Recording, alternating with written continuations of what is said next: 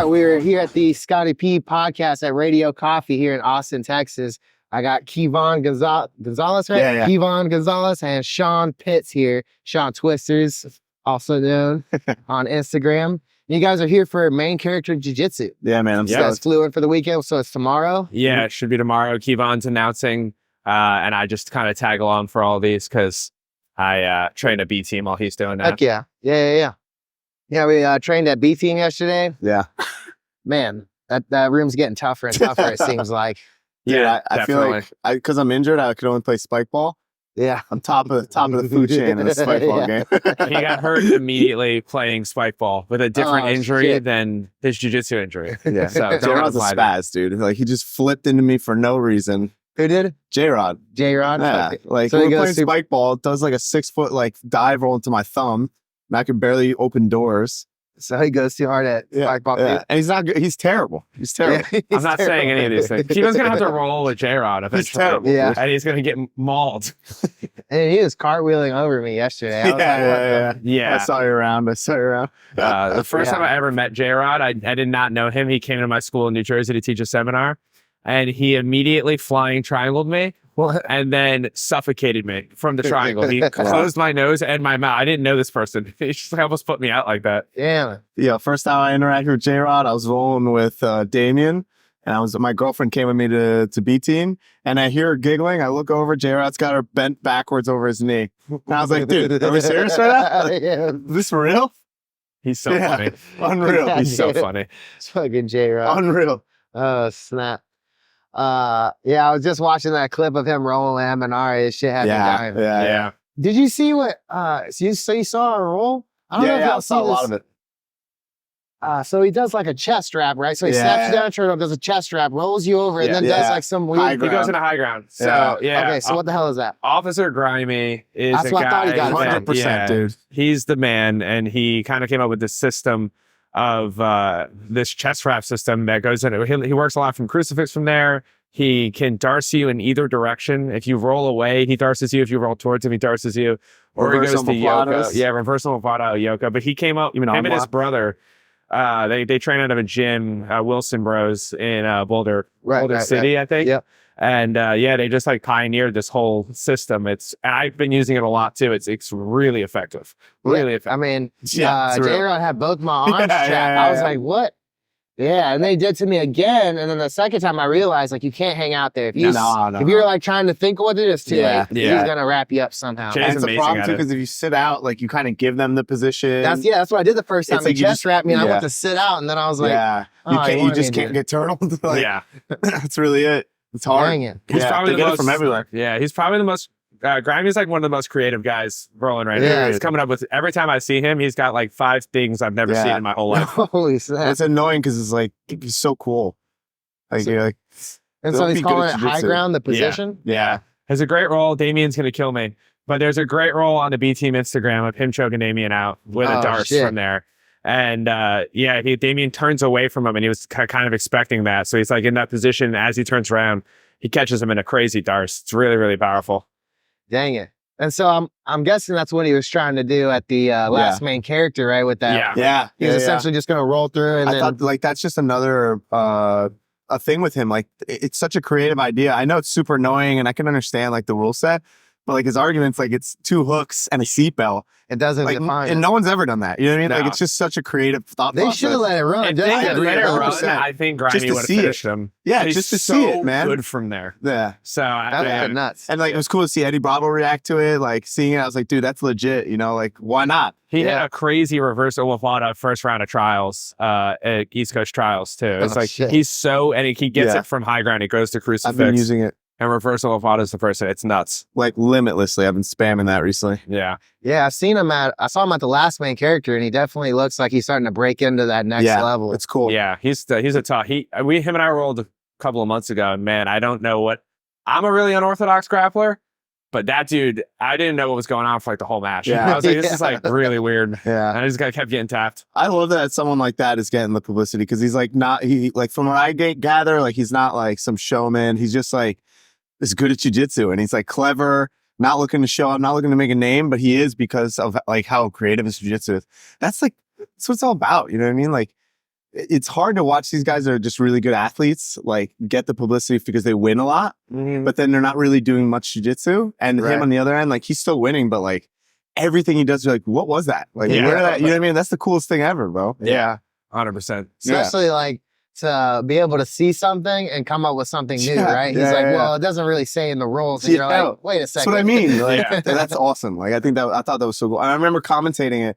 And like, I took everything for me not to boo, like on, as I was commentating, like, I was like, let him do it. Like, it's 2 hooks. Let's see what happens. Let him cook, bro. Definitely, if they run, if you could go back in time, like if Kimoy had, like as a promoter, he should have just been like, no, go. Yeah, 100%. And he did that with the push-outs. I honestly thought the push-outs were kind of made it fun. Yeah. I think it's a ridiculous rule, but man, did it make it fun. Yeah, it makes watching a bunch of blue belts way more fun. I think I've heard him say that. He's like, no one wants to see blue belts at all. I'm like, that's so true. Just push him out of bounds. So my boy good. Drew from B Team threw like 2 people out.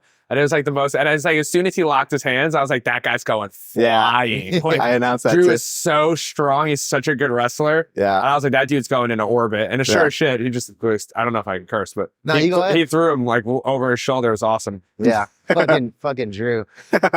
I'm fucking strong as shit. He's a good wrestler. He's humble. You think he'd be kind of cocky, but he's actually really nice. No, he's super nice. The second time, like I've only been down here, I think maybe 3 times. And like the second time I came up, I was wrestling at B Team, and I've never seen him. He came up to me, started giving me tips, and I was like, who is that guy? Who's this guy? And then like I ended up being cool as heck with the guy, and I was like, oh man, he's legit. Like I started knowing more about his pedigree. I was like, oh, okay. No, you can tell me whatever you want, bro. Yeah, Drew would toss you around like a rag. Yeah. Me and him had a war yesterday. Yeah. Just tough guy. He's cool, man. Yeah. I like that. And then for the push-outs too, so you guys know Brock Wagner. He won the 3v3. He squad wiped. B Team. The B Team squad at the end of the 3v3. So I don't remember that. Yeah. He won the 3v3. Oh yeah, the controversy. Yeah, man.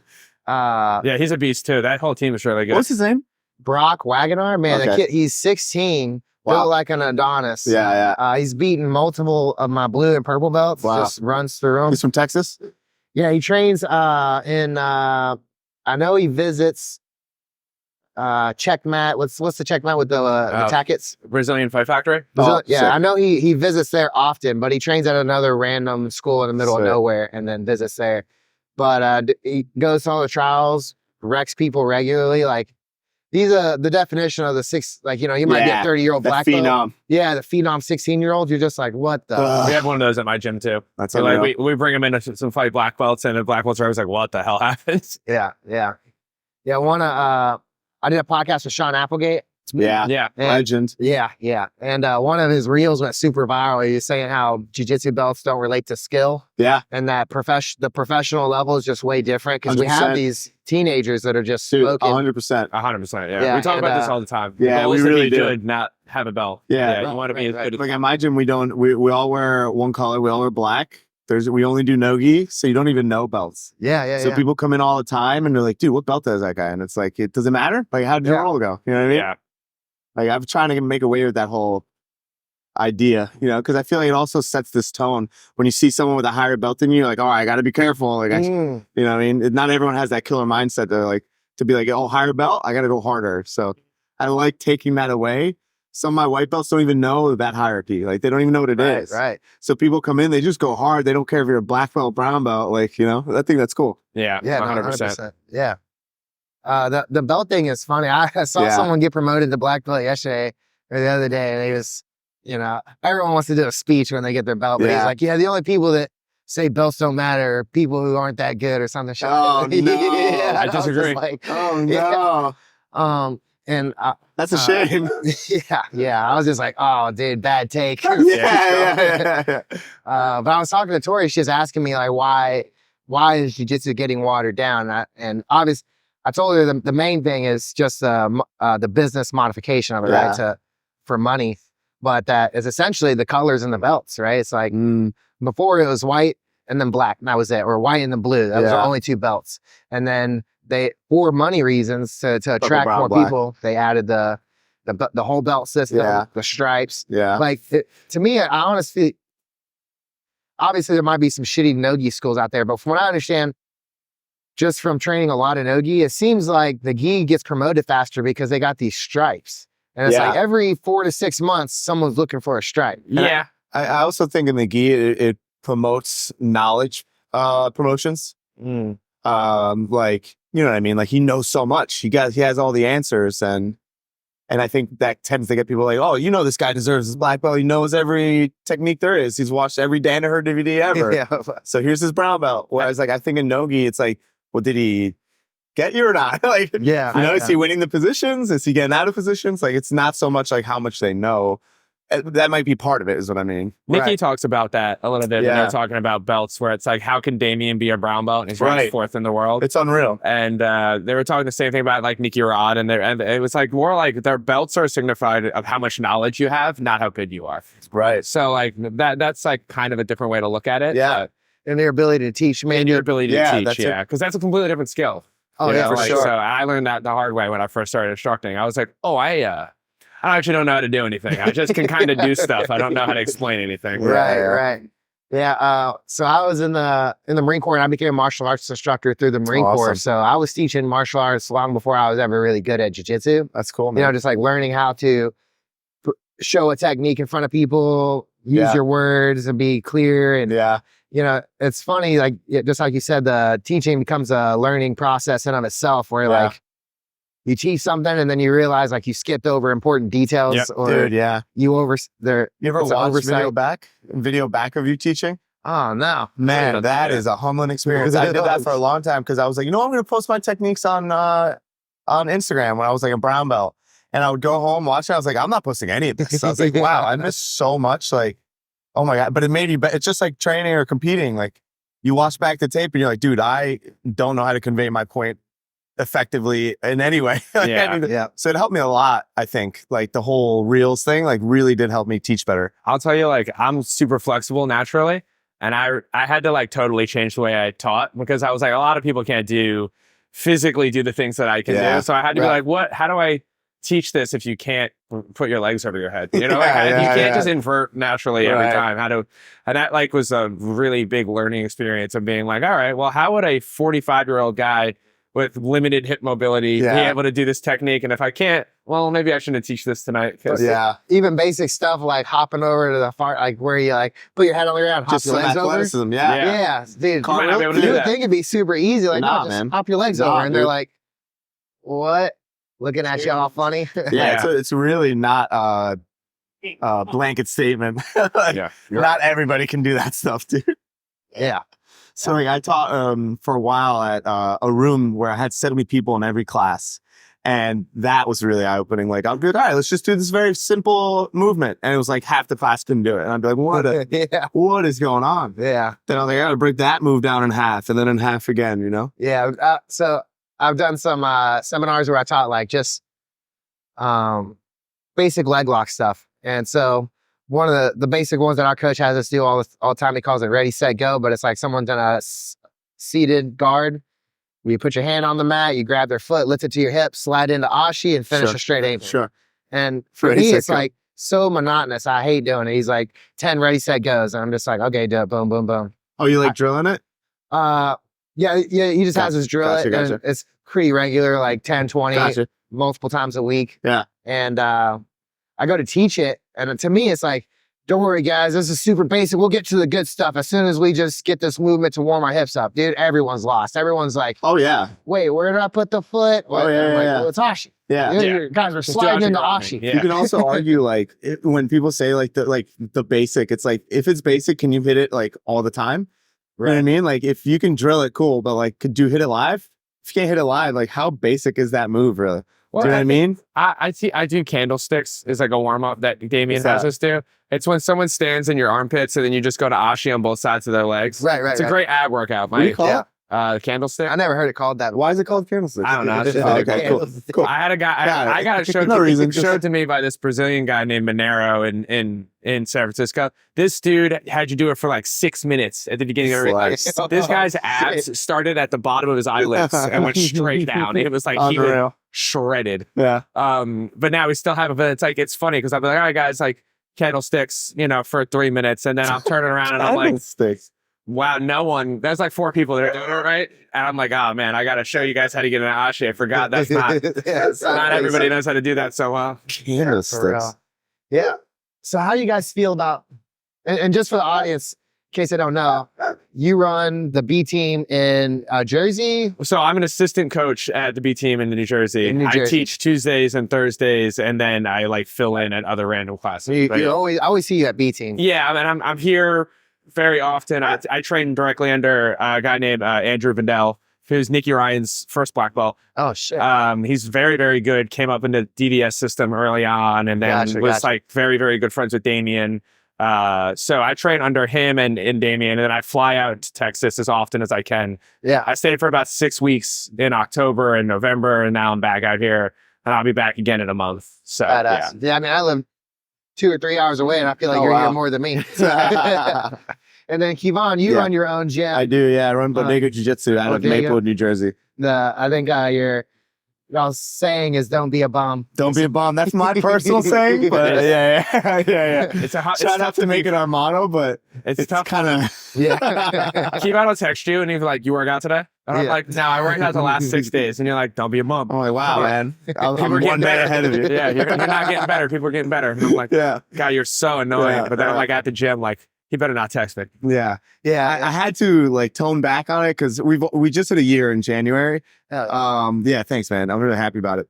But like in the beginning, that's just always been my culture. Like I came up with Gianni Grippo, and he's like, you know, he doesn't talk about it. Succeed in silence guy. He's there every single day. His rest day, he's still training. It's like, it's annoying, you know? And so I kind of fell into that like behavior.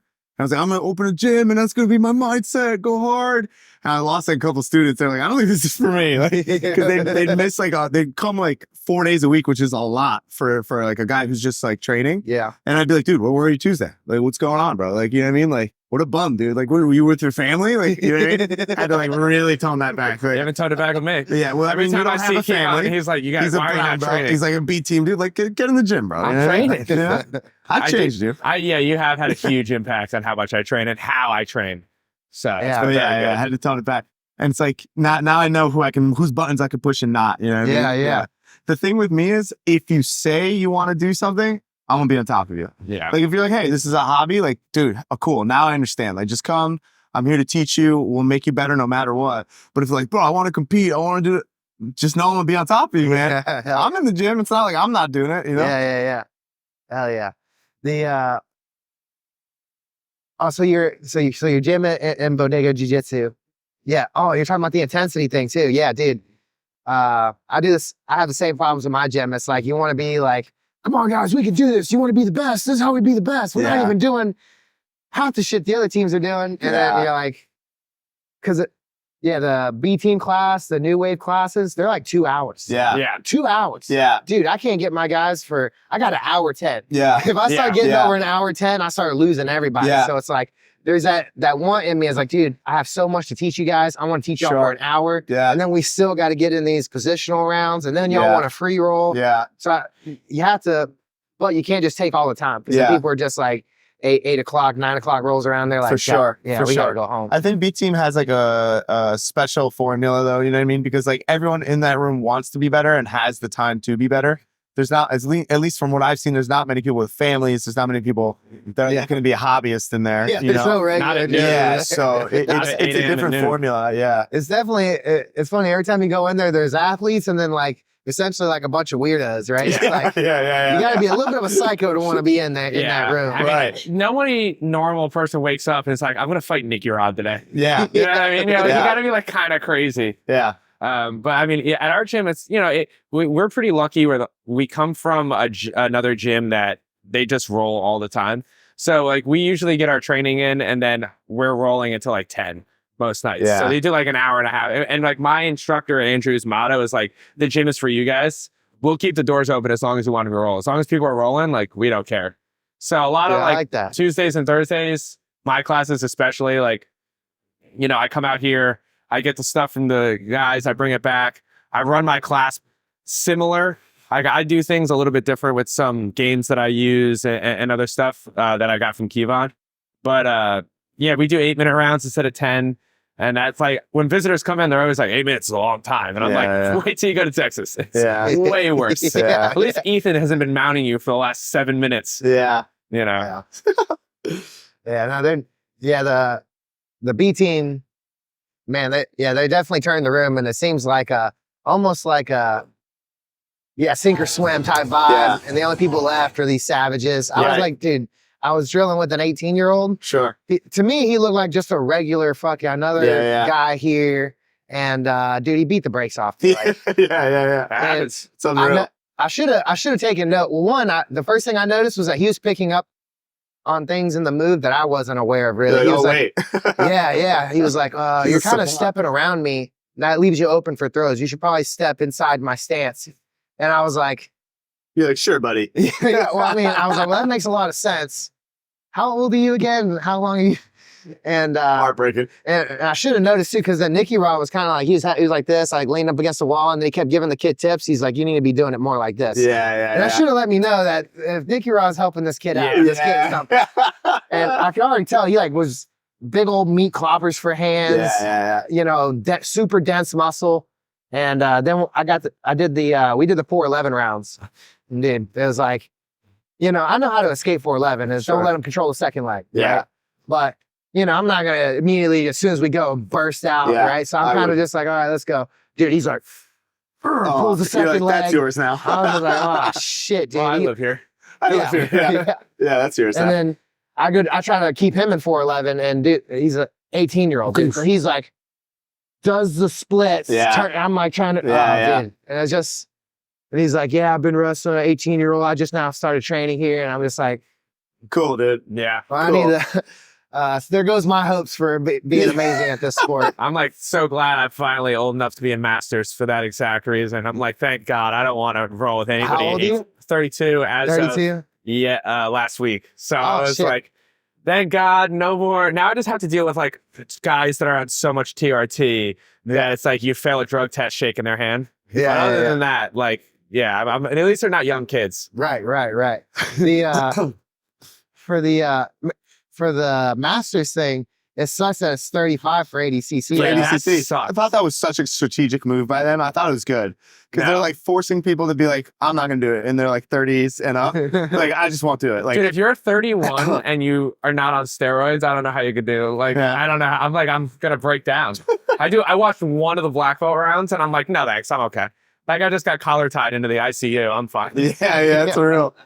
I'm pretty sure someone died at one of the first California. The Costa Mesa, dude. Stop. Yeah, I've heard that from 2 other people. No, someone got tackled. It was like one of those things where it's like, it's not funny. That's tragic, but wow. It was like one of those things where like, I think someone died. Not this year. You mean like last year? It was the last. Really? I had heard that from other. I don't know for sure, but I had heard that either someone got from like really injured, like ambulances and really hurt there. I don't know. I wasn't there. I think the off the mat rule is ridiculous. I do think that's the worst rule. I think that's ridiculous. That's the stupidest thing ever. Yeah, you're like a blue belt going against Cody Steele getting thrown in the bleacher. It's like, what are we talking about? When Cody Steele walked onto the mat, the ref literally walked up and was like, everybody 5 steps back. He's coming off the mat. I remember they're like, let him go, it's Cody, let him go. And I'm like, oh my God. This kid got suplexed 4 times on concrete by Cody. I was like, just tap out. You're not going to win. No one probably told the poor kid. He probably doesn't even study jiu-jitsu. He's just like, oh, who's this guy? Yeah. And it's like, it was funny. We were at trials and this older guy was competing and we're standing right next to him and he just leans over and he goes, I'm going to tackle him off the mat. The match hasn't started yet. The match starts and he just sprints at the guy and tackles him into the crowd. So typical. He's like, I'm trying to get on flood. So yeah, that's what I hated too. I saw a bunch of kids just like, or a bunch of people just actively trying to push out of bounds to make you go out of bounds just so they can get on like some sort of publicity. And it's like, and it's like, I don't know. It's a dumb rule and someone will die. Like, someone did die. Yeah. God, that's so terrible, man. I listened to this kid hit the ground when Cody threw him and I'm like, and Cody's doing nothing wrong. He's trying to win and he's very good at that. But like, I was like, oh my God, you just need to land wrong once and you're a vegetable. You know, on concrete, it's a bad rule. It makes our sport look dumb too. No, I agree that like you guys know Alex Grandy, he's a purple belt with 10th Planet. He's made it to the finals. I just don't know too many people down here yet. I'm trying my best. Yeah. Well, Alex Grandy, he made it to the finals for the 99 kilogram, and he got beat by damn 99, huh? Paul Ardilla. Wow. Oh, dude, that guy's a legend. Yeah. And Alex I Grandy, love that dude. he made it to the finals, I think, twice. Like last year, he went to the trials and lost in like the semifinals or the finals. But just a big super. He's like big dude. Yep. Yeah. Okay, cool. Dude, as soon as the match started on one of his matches, dude, the guy was standing straight up, like super calm. Alex Grandy just boom, picks him up, runs him into the table, like immediately. And I was just like, there should be cool. Yeah. Dude, every time I start an ADCC match, I literally am super low. You have to brace and be aware. I feel like there's so much situational awareness that people lack in tournaments. Like, it always blows my mind watching like someone run into another, like just unaware of. Listen, if they had a push-out rule, like some sort of push-out rule, I think it would make it more exciting. No. Not like I'm saying you lose the match, but like if you get pushed out 3 times, it's a negative. You know, it's like something like that. Just incentivize people to not like WWF on the concrete. Because it's like, again, I think it makes our sport look dumb. Yeah. But like one of my most exciting memories is watching Damien fight Tackett at West Coast Trials, the last West Coast Trials, and they go off the mat. But Damien loses like a pound of flesh on the carpet. He like tore his knee up on the carpet. Yeah. And it's like, man, that sucks because then he has to fight a little bit. His knee's all torn up. But so that was really exciting, but it's still dumb. Like one wrong land and it's over for you. Yeah. That's pretty fucking tricky. So what's the school that you train out of? So I train at the Dark Side. Dark Side, that's what it was. So Victor Postis, he's like one of the leg lock aficionados. He's like the first one to do leg locks in Texas, actually. And so we're leg lock heavy. I came up through the ranks. So I trained over at Myrtle Beach at a Sarah affiliation. So I was connected through all the those affiliations. Yeah, in the middle of nowhere, dude. But our coach was Matt Serra's main training partner when he was like the #1 grappler in the world, was winning the UFC championship. So my coach was super legit, but he was super old school too. He didn't really care much for leg locks and that sort of stuff. And our gym closed down. That is how it goes. Yeah. Our gym closed down from COVID, and I ended up coming out here, and Vic was just super nice to me, so I ended up training there. But now he put me in charge of an affiliation, Underworld Jiu Jitsu. Nice. So now I'm the head coach there. Not the owner, but right underneath that, I'm a head coach. So it's still a blessing. What's it called? Underworld? Dark tones there, huh? Yeah, right.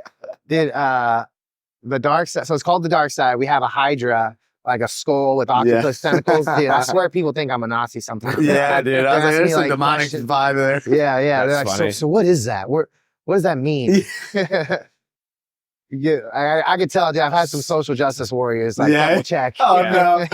Oh, no. Yeah, I feel that.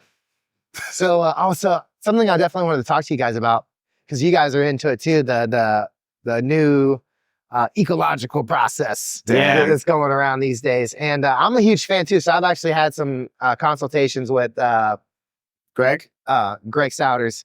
And it came to me a long time ago, the idea that he gets at, which is we're kind of doing things wrong as far as the way that we should be learning. One day, I did some psychedelics and I was just watching some stuff. I was out in the mountains and it just like came to me. I was just like, man, techniques don't really make a whole lot of sense if they just kind of like came to me as like, we have these names for things and then we all obsess about the names. But it's not really, it doesn't really, when I roll, it's just like, I never really think about words or moves or names or anything. I felt that way. So like I came up with, like I said, with Grippo a long time. And like I would visit Marcel so often. Like I'd be there. Marcellus? Yeah, that's like where I came up until Purple Belt. Under a guy named Kevin Sheridan in Jersey. And then I would visit Marcellus like 2-3 times a week.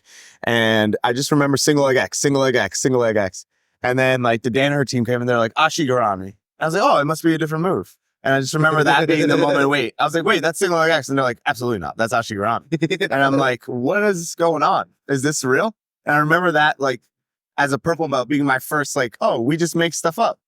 Like, but it all does the same thing that leads to different things. And I was like, that was my first understanding. But I could talk about this forever. We talk about it almost too much. It's funny because it's like, I don't actually necessarily agree with everything. I'm very weary of anybody who says this is without a doubt the best way to do anything. For sure. And I do think of techniques while I'm rolling, and like, I'm very analytical about jiu-jitsu, but I think there's great value there. But I think that there's value in both. For sure. And like, my classes are structured with 2 games that my class starts with: a game that reinforces my last lesson, and then another game that reinforces my last lesson. And then I show 2 techniques or 3 techniques. And then we play games that highlight different stages of those techniques. And that is kind of how I come. But I'm like, I get a lot from sitting with Damien and Nikki and these guys and asking very specific questions. So for me, it's like, techniques are very important. And I think games are a good way to reinforce learning techniques. But I need both. And Kyvann and I fight about this all. It's like, literally every meal we have this conversation where we're like, he's like, dude, Ecological is the only way to do anything. I don't even, he's like, I found a game that lets me do laundry more effectively. And I'm like, I'm like, I don't know, I looked it up on YouTube, someone taught me it, and I can do it just as well. I resent you. And I hope you know that. I like how you're doing the games that go over the previous. And I get all my gifts from Lesson Kyvann because he invents all of them that I use, basically. Yeah. I call him, so I get I so want much to dive from into him. this. I'm just letting him get all his bullshit out. Yeah, go ahead. No, keep going. I'd like to hear you say. So I came up drilling nonstop. Like, I mean, like, I was obsessed with the Meow Brothers. I was training Grippo often. His culture was like drill an hour before, after class. So I was drilling like nonstop. Damn it. And I remember like doing these drills and then going live and being like, I can't hit this once. And I've been drilling this for an hour for like 3 weeks. And it was like, because as soon as the guy doesn't react the way I remember literally doing the move and be like, no, don't react like that. React like this. Like, why would you react like that? And telling them how to react. Anyway, and I just remember like that being, and just still doing it because I didn't know any better. So then I started seeing Greg Souders post these games on Instagram, which I was like, wow, those are really interesting. Like, I feel like that's a useful game. And so I used them to warm up when I wasn't at my school. I was teaching at a school called Pure Mixed Martial Arts in Rockaway under Amy and Mikey Main. And I would use some of the games to warm up, but I wasn't good enough to explain them. So I saw people doing the games like wrong. And I was like, oh, these games are kind of whack. Then I opened up Bodega. We were like 2-3 months in. And the biggest issue I had was teaching new guys like high level technique. It's fucking impossible. So I didn't have the option of having a beginner room and a intermediate because it was brand new school. So I had dudes who've been training 5 years, dudes who've been training 1 year, guy who's never trained. And so I was like, I don't know how I can do this. So I started doing some of the games and we've been fully eco. Like, we haven't drilled like more than 3-4 minutes in a class for 8 months. And to be totally honest, it's my business partner who just like, I think hasn't fully committed to the eco side yet. He teaches a couple classes where they drill, but outside of mine, it's completely eco-based. And I'm trying my best because I'm still learning a lot of it. But my whole take on it is, to your point, I think every technique has like me and my business partner call them like non-negotiables or Knowns. knowns. Yeah, invariants. He says invariables. I love all this terminology, but just like the Danaher thing, I feel like it becomes this religion where you start speaking about like cranial shifts or like, destabilization. Like, I'll just say off balancing. I'll just say, truths. Yeah, Yeah. like, so I just find it's the same meaning. I just don't feel comfortable saying those words because it's not me. Right. But anyway, like, they're just facts in every technique, right? Like, beat the feet, beat the knees, get to the hips. Beat the hands, beat the elbows, get to center mass. Like, it's all get to the center so that you can isolate the outside and submit. And so I started looking at techniques more and more like that and developing games around that. I have like probably hundreds of games. We call it the Bodega Bible. Like, and I have these games written out. I send them as many as I can as we go. I'll watch a technique and be like, oh, how does that work? What works about it? And then we start in specific scenarios. And dude, I've seen we've only been open a year and like we went to ADCC Open. We took first place in ADCC Open. What? We've only been open a year doing only eco with 4 competitors. 4 competitors. And we took first because all of them got first place. And I was like super stoked about that. And I was like, dude, we gotta like dive into this. And it's just been mind blowing. Also, as like, I'm a black belt, as a person training with white belts, I also found it kind of hard to be like situational sparring, like starting a triangle. They don't know how to finish the triangle. It's like I'm just getting out and dominating them. But when we start with specific tasks in certain games, dude, I lose some of these games to white belts. And I'm like, holy shit. Like, if you just tell them exactly what to do and limit, he would say like restraint or constraint, like the constraint-led approach, it makes it really hard. Like, I don't know, one of my favorite games that we play, we call it the Dirty Feet game. I took that from Craig Jones. Dirty Feet game is like, imagine you have a suit on, a white suit, and the person on bottom supine with their feet up, and they have dirty feet. And all they're trying to do is dirty your suit up. Dude, I had people come off the street day one, explain it to them that way, and it looks like they're playing guard. Like they can't get past because their only idea is put their feet on the person as often as possible. Then the second layer is like make connections with your hands as well. And it's just been so eye-opening to use these games. I've literally seen, I have two kids that I call like Eco Jack and Eco Beckett. And they've never trained elsewhere. They've only done this. Dude, blue belts come in, they've been training 4 months and they like wash them, dude. And it's like, it's not me at all. It's just like the games. And you know, last little rant, the biggest problem I had too was you can't keep someone's attention for an hour because dude, teaching is boring as fuck. You sit there and you listen to someone, half the time it's like they want to just spew the knowledge they know and make themselves feel like important to you. Like, hey, look how much I know. And then the student really takes away like next to nothing. You know what I mean? From our classes, it's like we do a 2-minute warm up with mobility, like joint mobility, because my business partner is really big into that. 2 minutes of that. And honestly, that's neither here nor there, but 2 minutes of that. And then we do games from beginning to end. So it's live the entire class. There's never a moment they're bored. Like 30 minutes in, they're fucking shot. They're like, oh man, there's 30 minutes left. Then we throw in some live at the very end. It's like, I've loved it, man. We cram into 1 hour. Most people cram into 2.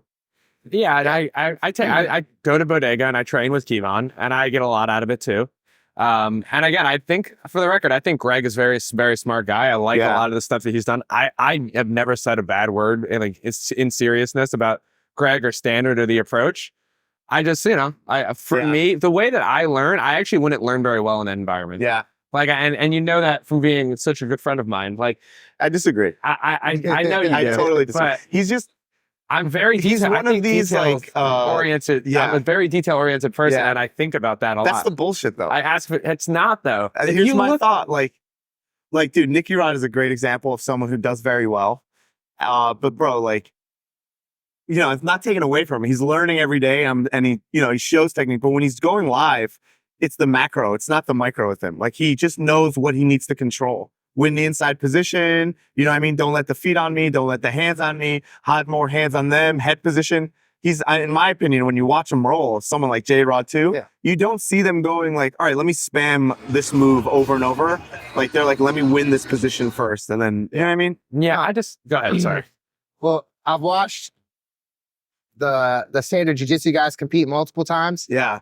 And it really is eye-opening to me that they don't seem to be, like Greg Sauter says, spamming moves. Dude. They all seem to be doing the same things, maybe slightly differently. Like if you watch DeAndre Corby, he almost always looks for, he gets past the feet, gets chest to chest, gets double underhooks and passes. Yep. And it's like, how he's doing it might be slightly different each time. Like when he went to the Enigma Invitational and won, beat everybody, the way he was passing and controlling people was like the same every time. Yeah. Right? And it's like, it seems like they have a system, but the system isn't like, okay, we do this and then this and this. He just tells them where to place their focus. He's like, gotta get past the feet. All right, put pressure on the knees, get chest to chest. Yeah. Double unders. Yeah. And it's just like, for me, watching that, it just, there needs to be a system, but there's not like we should be doing this, this, and this. It's just like the approach of how grappling should be, which is closing the distance, making connections, getting chest to chest, controlling the inside space. Yeah. So it's been eye-opening for me, but on your part, so one of the things that I got two 15-year-olds. Sure. They're kids. They can do literally anything, and their attention span is obviously super short, right? So they don't want to hear me drone on for forever. But what I noticed is that, so these two kids, they're best friends, and they hang out at school all day. Sick. So a lot of times, I'll teach the kids class, there's a 30-minute break, and they'll come in early, and then they'll just start rolling. They're just like always rolling with each other, trying to hurt each other, kill each other. Rotolo stuff. Yeah. And one of the things that I realized is if I had them do the games, they're too competitive to really even play the game. They're trying to win every single time. That's the point though. Yeah. But one of the problems that I was one of the things that was starting to worry me is like, this is the beginning of the class, and as soon as they start, they're trying to kill each other. Yeah. You know, so I'm like, man. But like, sorry, go ahead.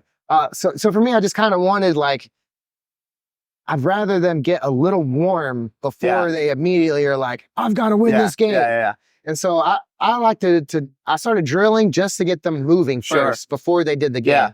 And one of the things that occurred to me is I taught them like a basic uchi from the wizard or the overhook. Yeah. And one of them did it to the other one live in the same day. Yeah. And the kid learned the move too. Yep. And so I was like, okay, well, we can't be tossing out drilling. No, like not entirely. Yeah. This dude definitely, I showed him the technique and then he did it the same day. Yeah. And usually, in my perspective, someone can show me a technique and then I hit it on someone in that same class. Yeah. That's usually means you have a really good grasp. Yeah. On jiu-jitsu in general and the technique. Exactly. So the fact that my kid is able to learn something and then do it to the same kid who also learned it is like, there's got to be, we can't just be tossing out this. Like, I love that idea. I just challenge it with the thought that like, he does have that preset knowledge already. And so all you did was add a tweak to the knowledge he already had. I think if you challenge the game where there was 2 outcomes, you would see, I think, more progress because my thought process is if you put them in a scenario where they're reading the environment versus, like you said earlier, I think the problem with most people, like they come in with techniques in their mind. And so they just keep trying to hit the same move without reading the environment. Right. And so like to an Uchimata, like if you're just spamming Uchi and like the guy knows how to defend your Uchimata, you won't have a secondary attack ready because you're not reading the environment. You're just saying, let me try my move. And so you saw success, which I'm sure you will. I can teach a drill and then see some people succeed. You'll see some people fail. And it's mostly because they're not reading the environment or the other person knows the environment better than them. So my challenge is like, is it better to be knowledge of or knowledge in? Like better to know what you're supposed to do or better to be able to do it? Do you get? I don't know that that's a representation of drilling working. I think it's a very specific scenario to them. That's he does. Yeah. Like I said, I definitely like the idea. 18-year-olds, they're learning shit so fast. It makes a lot of sense to me. It's like, and then all of a sudden they're doing stuff that I know is like super, it's like, that's the right thing to do. And I didn't show you that. So they'll figure it out for themselves. I just wanted a way to like get them to 15-year-olds, they'll be fine. Could I give you just something for that? Go ahead. Because in the beginning, we just went straight to, so we call games, and then there's like, end position games. So for example, let's fight for underhooks. Someone's gonna get hurt. You know what I mean? Like they're going, but there's games you can make continuous injury. Like, for example, if you want to warm 250. Yep. You know what I mean? There's like almost no room for injury there. Like just or like grappling really involved. It just teaches you head position, hip position. Where the only job is one person is trying to stay seated. They can't go supine. Trying to get them supine. And like it limits the idea of like any submission. It's any like twisting or moving of locks and keeps it continuous. Because I also challenge that with like, let's take B team, for example. It's an hour. Do you feel warmed up? Not really. Not really, right? And what do you do to warm up for the first round? So like my whole thing is like, it's kind of bullshit. Like, which is a waste of time in my opinion. Or you just make a game that won't allow them to go harder. Do you know what I mean? I like the continuous games. We play Dirty Feet a lot. We play Just Get Up, which is a game where you like the person starts in side control and they have to keep moving around and the person on bottom just has to get up. Yeah. And they get up, they win.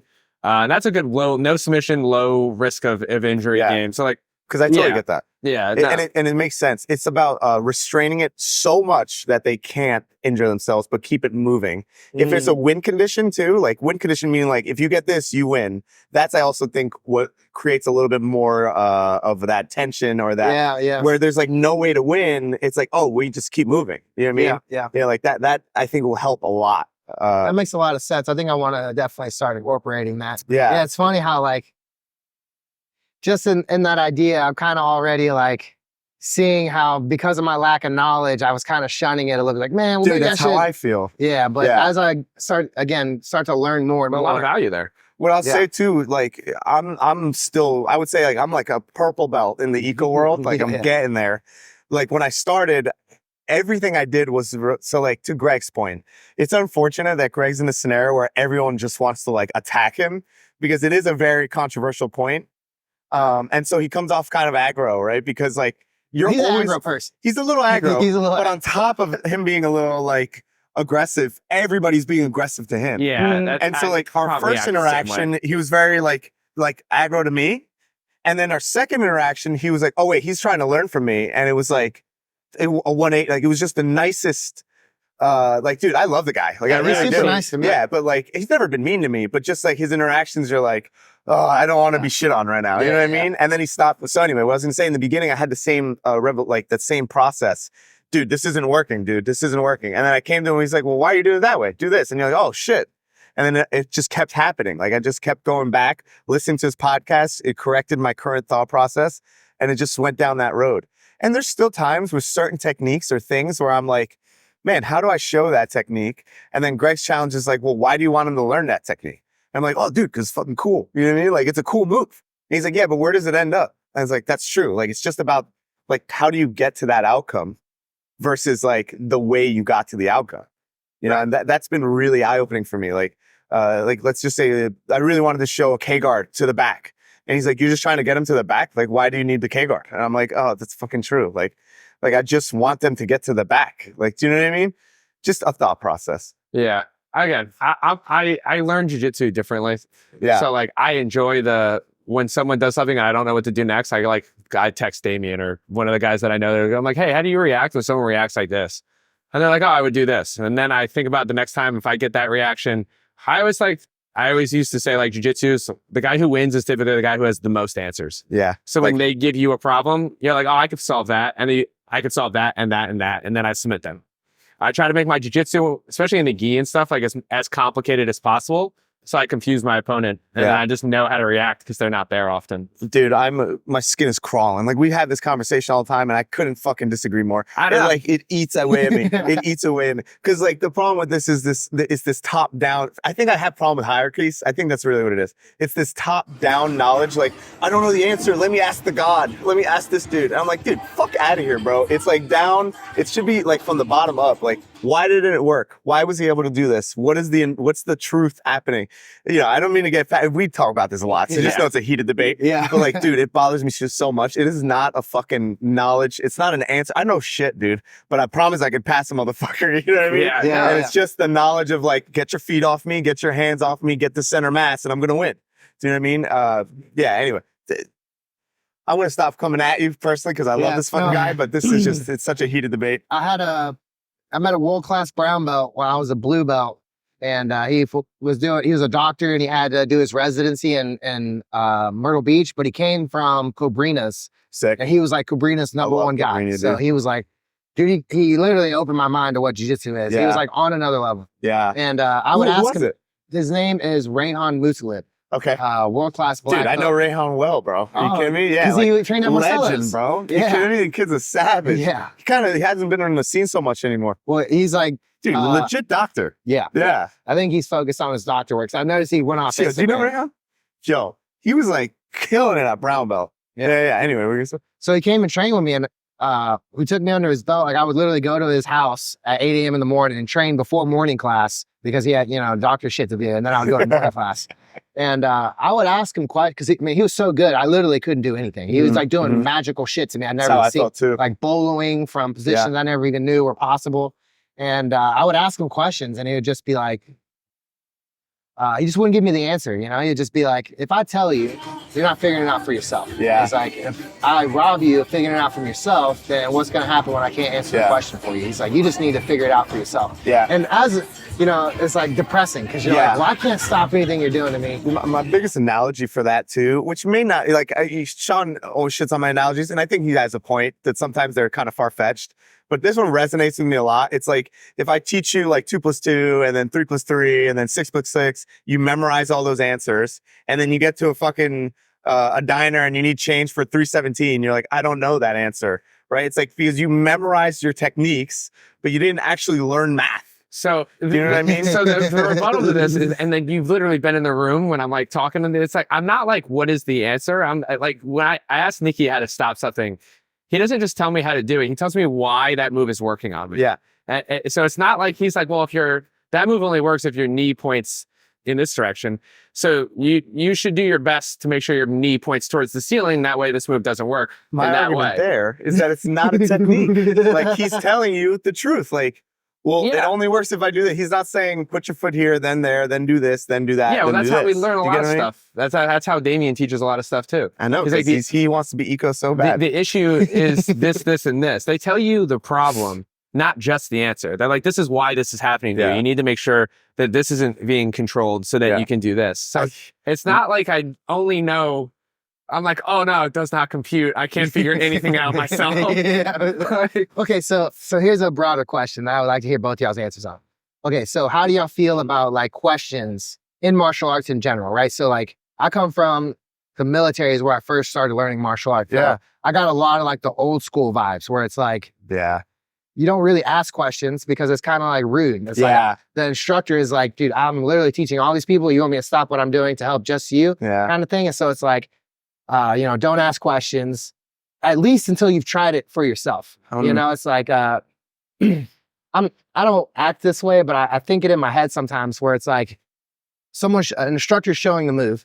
And then one of the blue belts is usually a blue belt or a purple belt, usually a cocky purple belt. He's like, well, what would you do if he does this? Yeah, that's like, crazy. I don't know. That kind of, it irks me because I'm like, okay, you didn't even give the move a chance. You didn't even try to practice it. And you're already trying to question it in your mind. One, in front of everybody. It's like everyone wants to drill the move. So my people have different opinions on this too. Some people are like, no, ask a question because maybe other people have that question. My idea would be like, I think you're wasting everyone's time. Why don't you wait until I break, everyone goes to drilling, and then ask me the question on the side after you've at least tried it a couple times. Don't go break up in your room and be like, oh, it's like, dude, try first. If someone's asking, what if they do something different? That's a bad question. Right. And they should learn how to ask a better question. Because it's like, well, if they did this other thing, I would probably do a different move. Right. You know what I mean? So like, but for the most part, like I encourage questions, and most of my students have learned to ask, not like, what if they do something different? It's more like, why do you do this the way you're doing it? Or like, when would you do this move?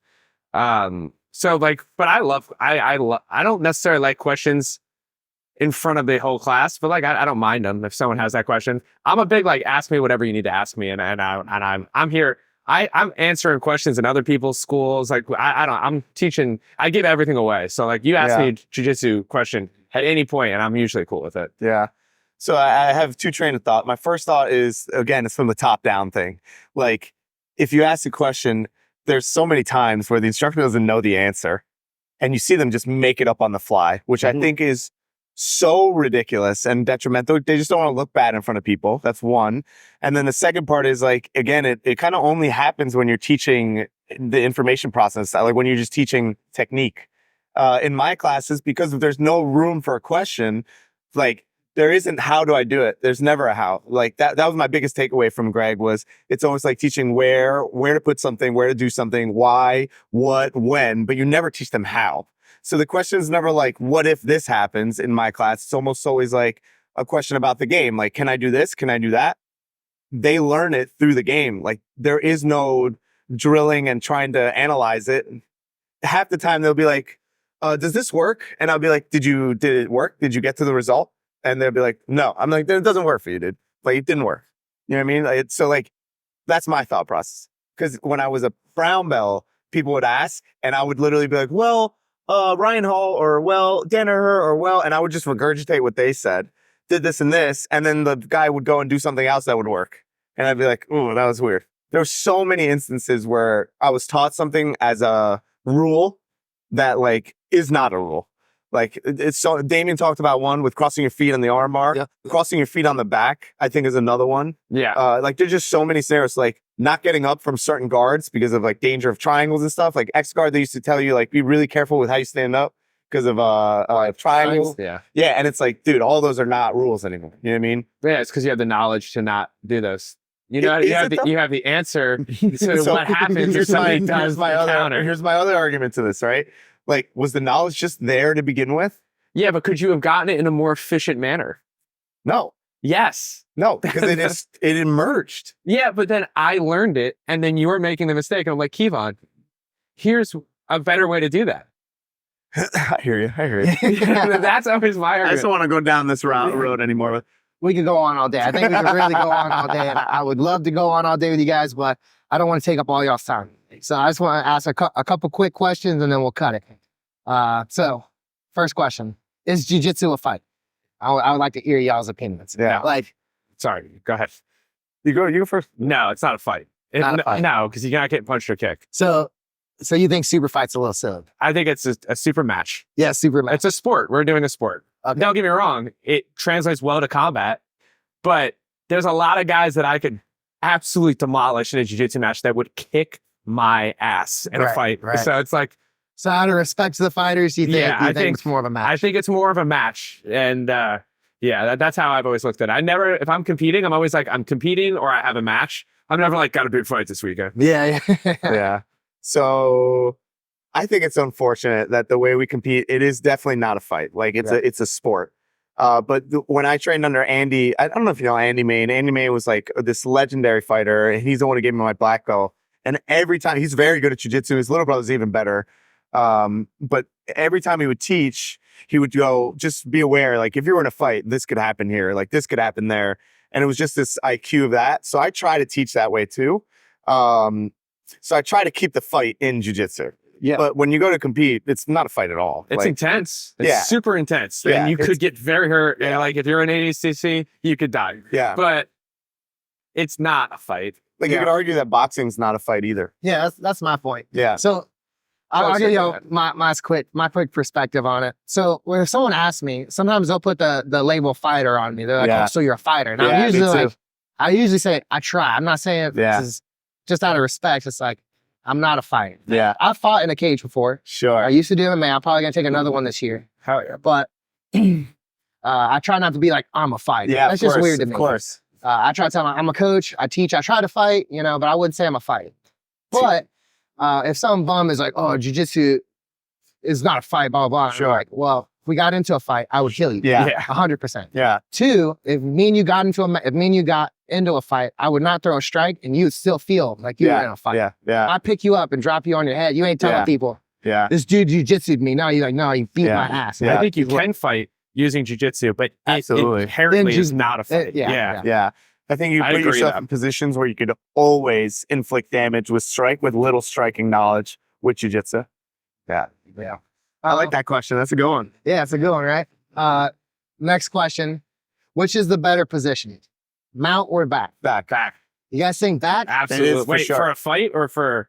And everything, back. Yeah, it's back. You're You guys think behind your back? opponent. 100%. Yeah. Yeah, so you can't, there's zero defensive positions, like with strikes from the back, strangles, like it's... Okay, so obviously, again, we don't know anything, right? We're just doing our best to think what's right. So I'm not saying you guys are wrong. So true. I'm just giving my opinion. So I heard Hodger Gracie and Lex Friedman kind of go into I heard that too. And Hodger Gracie was adamant that it was the mount. Yeah. And just in my experience, before that conversation, I would have argued that the back is better. Yeah. However, just from as a coach and then competing there, I find that most of the time people mess the back up. I feel like it's really easy to shake someone off your back. Yeah. Obviously, against world-class guys, it's super difficult. Sure. But just watching new guys go, if you don't teach them anything, like I have a couple kids, they start going, they don't need to know anything for one of them to get on the top of the other one, pin their wrists to the mat and just hold them down. And there's no way for the bottom person to get up. Yeah. When you get your hands pinned like this, you're just like, I literally have to just be, all right, guys, break, reset. Because the other kid can't just get out. Yeah. And the other kid's too mean to, so. Totally.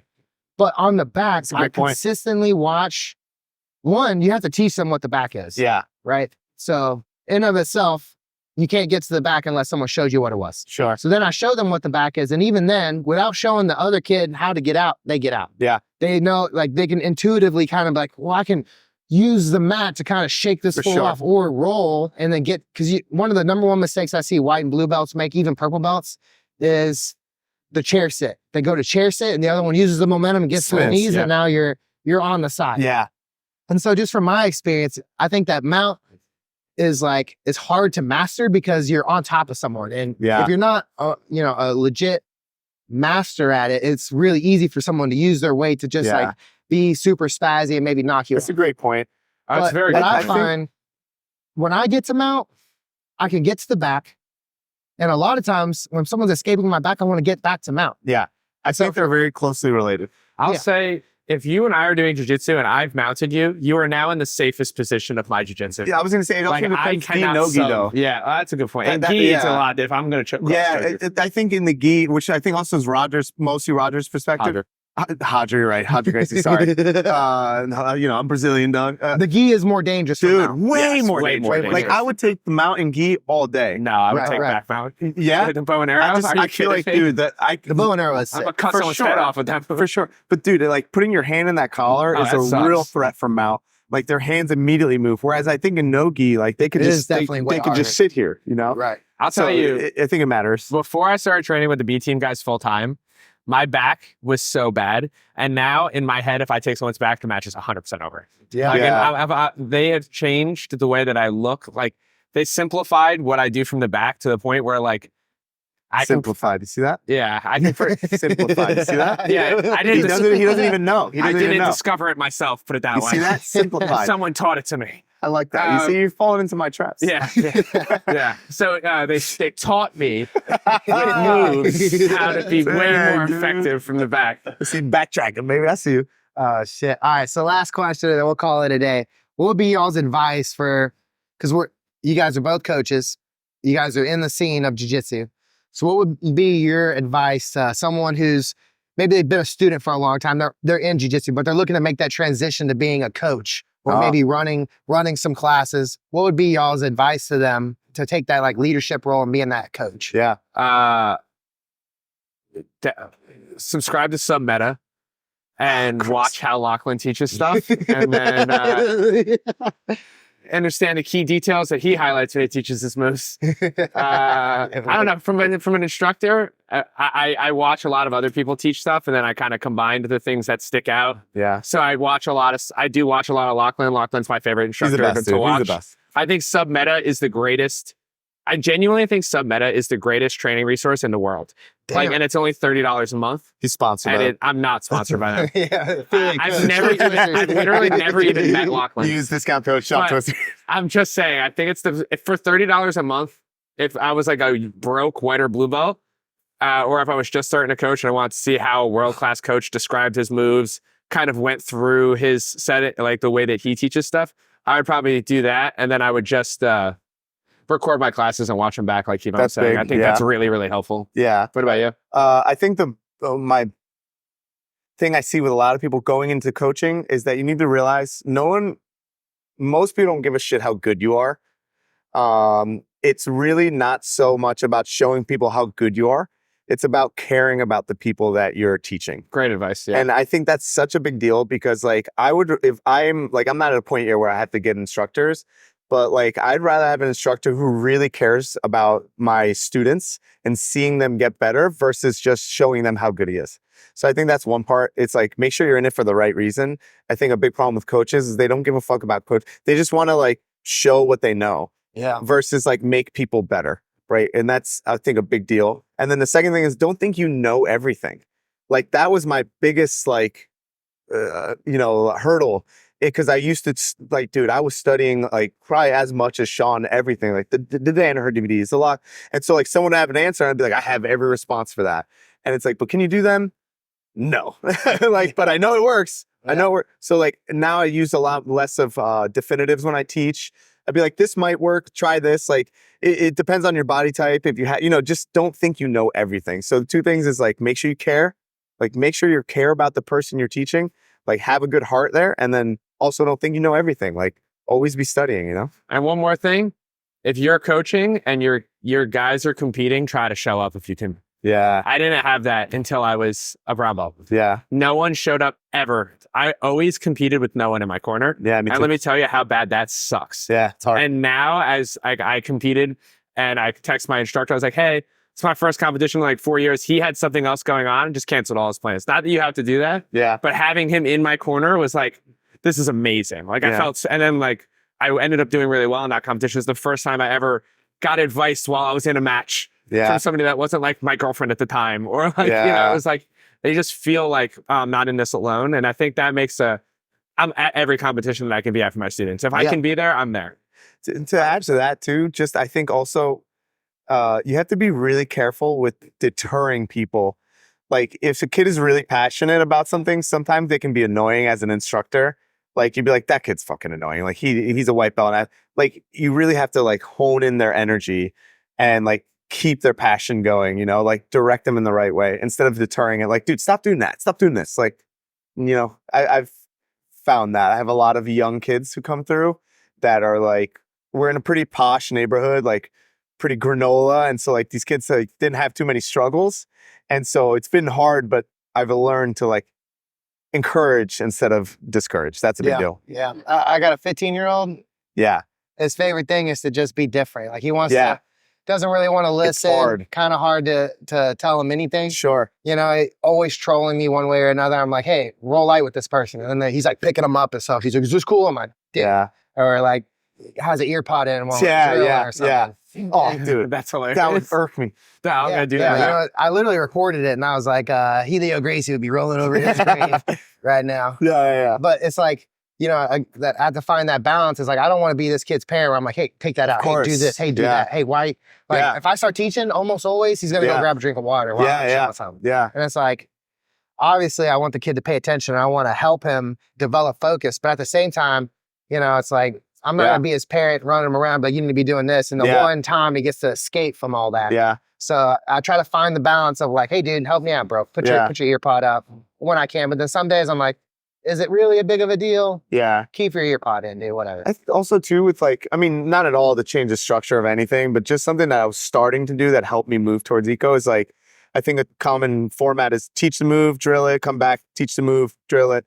That's super boring for young kids. Like you could be like, teach the move, drill it, do a game to reinforce it, teach another move. You know what I mean? And just keep them, just keep them more engaged. Yeah, 100%. Well, man, real quick on the sub-meta thing. At first, I wasn't really big on instructionals because I tried to watch Danaher's stuff and it was like, I can't even. Like, his instructionals are like ambient. I mean, they're really dense with great knowledge. And he just teaches you got to be able to push through the first. That's tough. But I got Kit Dale's task-based games, and then I got Kit's a legend. Sean Applegate's dive into heel hooks or something like that. And within listening 10 minutes of both of those, it like showed me some shit that I hadn't really considered. Yeah. So I definitely think that instructionals, help. Yeah. You know, because they help me. So I would not tell my friends or my students to not get them. Sure. But I definitely think that just like anything, they become like this thing where it's like, oh, you got Gordon Ryan's new armbar from Mounts or whatever. And it's like, I think it's just like anything. There can be you can be so obsessed with it that it's like not even really helping you. But I definitely think there's, like you said, there's value. There's value there. It's not the end all be all. I like sub-meta because they break them up into like 5-minute clips. And then they give you a test in the middle of it to make sure that you kind of understand what you're watching. And then like Lockie brings in like a wrestling, like Olympian to teach the wrestling stuff. So the stuff that he's not, it feels like he can convey the level of knowledge that he can in other subjects. He brings in experts for those subjects. And I just, I also, for me, the way he teaches resonates. But I think so. Most of my jiu-jitsu that I've learned is from instructionals. I would say like 90% of my jiu-jitsu has been, I trained at hobbyist schools where I took it the most serious. So I wanted to learn what was on the cutting edge. So like instructionals are like a huge part of my game. But if I could go back and have sub-meta from a white belt, I think it would have just like skyrocketed my game. That makes sense. Yeah, the question thing is really interesting because one of my buddies, he's a successful lawyer and he sponsors me. So sometimes we do trips together and he's a very like question guy. He asks questions almost that's kind of annoying. You know, he's like, Yeah. show me this. Yeah. But what I've noticed, like when we go to the airport, I'm like a dummy trying to figure shit out for myself. I'm like, oh wait, where are we going? Yeah. And he's like, don't worry about it. Hey, where Ask are we going? questions. And he just asks questions and it gets us to where we're going so much easier. And I'm like, man, I would have literally wandered around. Yeah, that's exactly how we do it. So that's hilarious. He's trying to figure it out for himself. You ask Oh questions. yeah, 100%. I never figured it out. No, he couldn't figure out where our Airbnb was. I was like, let me take a look at it. Hey, where is this? Okay, it's right over here. And they're like, oh, it's amazing. How'd you figure that out? There is nothing more socially crippling to me than having to ask somebody a question. Like I would rather like fight 50 men to then be like, well, where's the bathroom? We'll go to a restaurant. No shot, dude. We'll go to a restaurant and be like, ask the waiter about the specials. And he'll be like, I can't do that. Yeah, I'm like, is there a game that you can give us where you can figure out the specials? It's unbelievable. Like him and one of my best friends at home, this kid, Mike Urbanis. I hate going out with them, dude. They'll just start talking to everybody. Like, oh, I really like this shoes guy. I'm like, dude, why are you talking to this man? Like, why are we talking to this man? Like, and I'll leave. Like, I'll leave. It's oh my God, I'm getting anxious thinking about it, dude. Man, this has been an amazing conversation. I appreciate you guys showing up and Super great. coming on my Thanks, man. I podcast. appreciate it. Thanks so much for having me. It really means a lot. I think it's going to be a hit. We talked about, it was funny when I first talked to you about the podcast, you're like, well, what are we going to talk about? I'm like, dude, I know you from Instagram. It'll be easy. I'll just say one thing and then we'll just go. But it's your first podcast, you said? Yeah, Is it your first one? No, very, He's cooler. Yeah, he's cool as hell. But man, I really appreciate you guys coming on and taking the time. It means a lot, man. Thanks for considering me, dude. Thank y'all for tuning in. Appreciate you, dude. Hell yeah.